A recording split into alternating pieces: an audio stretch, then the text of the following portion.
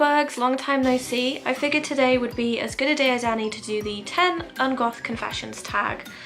I have a couple of reasons for doing this, but my primary reason is that I've noticed that there is a lot of negativity going on in the subculture at the moment. Obviously I speak predominantly about the online goth subculture because I live in Wales, and there isn't really, there's not really anywhere you can go. There aren't many goths in Wales, which is it's very frustrating, especially down where I live. There's no clubs whatsoever, so that's not really something I can do.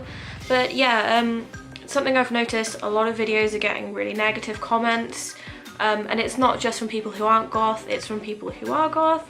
There's a lot of keyboard warriors out there who are just typing really nasty, judgmental shit, saying that, oh, you can't be goth if you like this, and if you listen to this kind of music, that doesn't make you goth, you don't know what you're talking about, you weren't born in the 80s and the 70s, so you don't know shit about goth, etc, etc. So I figured I would do this video just to let you guys know some of my Un-goth confessions, and honestly I think the things that make us different are the things that make us unique, and they're more interesting to hear about than someone list off a bunch of fucking information about goth that's 100% correct and by the book and really boring. So without further ado, number one. I know a lot of goths like Velvet, but I kind of have this really weird thing with it. I cannot touch Velvet, it makes me feel really nauseous, and I don't know why. I love the way that it looks, I think it looks beautiful. I've tried time and time again to buy dresses with Velvet. I actually bought one a few months ago and it had the tiniest little bit of velvet around the waistband, and I put it on and I touched it and I just couldn't. It makes me like, it almost makes me dry heave sometimes. I can't explain it. I know some people don't like nails on a chalkboard, or I know a lot of people who don't like the way that polystyrene feels. So it's kind of like that when I touch it, it makes me feel really, really sick. And the big problem with that is one of my closest friends wears velvet all the time. She wears velvet everything. I'm pretty sure she probably owns velvet pajamas. And yeah, when I hug her, I always pull this face and everyone thinks it's really funny, but yeah, anyway, so that was confession number one. Number two, I don't have any actual goth friends. Now, I'm not talking about people that I've met online, because obviously some people in the comment section and people on forums and stuff I have met in real life, but I'm just talking about people who live where I do. Yeah, aren't really any goths in Pembrokeshire, it's the countryside. Yeah, there's nothing much else to say about it. I think a lot of people who are goth are probably a lot younger than me and in college, and I'm not hating or anything, but I don't necessarily think I would have a lot in common with people who are like 10-15 years younger than me. So yeah, I do have goth friends from my childhood, but they've unfortunately moved away, so I don't really have many people around me who have a lot of stuff in common with me. Number three. Fact number three. I'm gonna get a lot of hate for this, I know I am, but I do know other people who agree with me. I think Bauhaus's Bela Lugosi is Dead is massively overrated. I think it's way too long, it's boring, and honestly, I can't listen to it. I've tried and tried again. Not something I'm ever gonna love. Nothing against Bauhaus, I do love other Bauhaus songs. It's just that song in particular, I just find so dull. Sorry guys. Number four, I've never been to a goth club, and that's not because I've not wanted to. I've just never really had the opportunity. There aren't really any goth nights in Wales. There used to be, probably when I was about 15 or 16. There were a couple of goth nights once a month. There was one in Cardiff and one in Swansea. Cardiff was a bit of a distance for me to travel when I was 16 years old. I would have had to have paid for like a hotel, transport and stuff like that. And I didn't really have the money because I'd already moved out from home, I had a job, I had college, and I didn't really have any spare money to go and do stuff like that. The other one was in Swansea, and gotta be honest, it just never looked very good. Yeah, so never been to a goth club. I would love to go in the future. I would love to go to Mirror Luna Festival or Wave Gothic Treffen. So hopefully I'll be able to do that in the future and I can cross that one off my list. Okay, number five. I know a lot of people who will agree with me on this, but I'm absolutely obsessed with the TV show Gossip Girl. I know it's like really girly and preppy and stuff like that, but I'm very interested in fashion and I love everything that Blair Waldorf wears.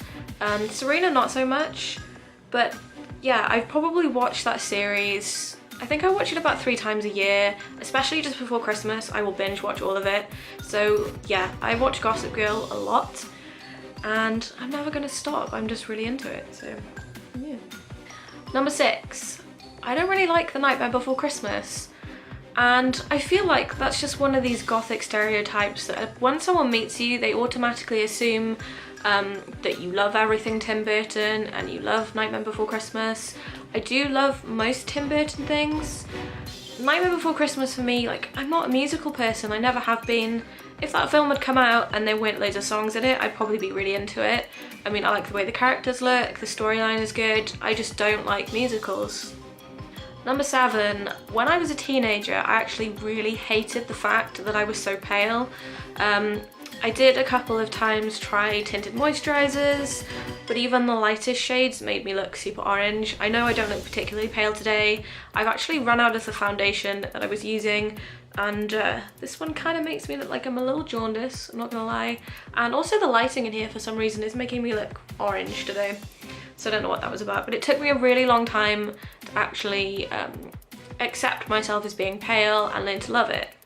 Number 8, I don't like coffee, I don't like red wine, and I don't smoke.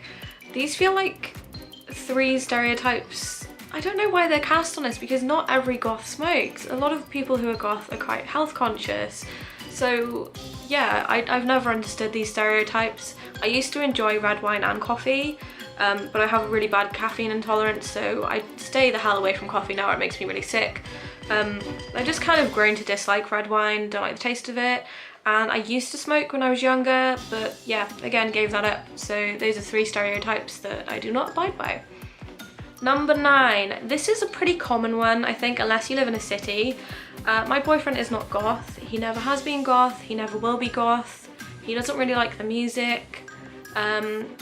He likes the way that I dress most of the time, although I found if I buy something and he doesn't like the way that it looks, rather than tell me that he doesn't like the way that it looks, he will say, "It's very you," which is kind of like a weird sugar-coated, I don't even know.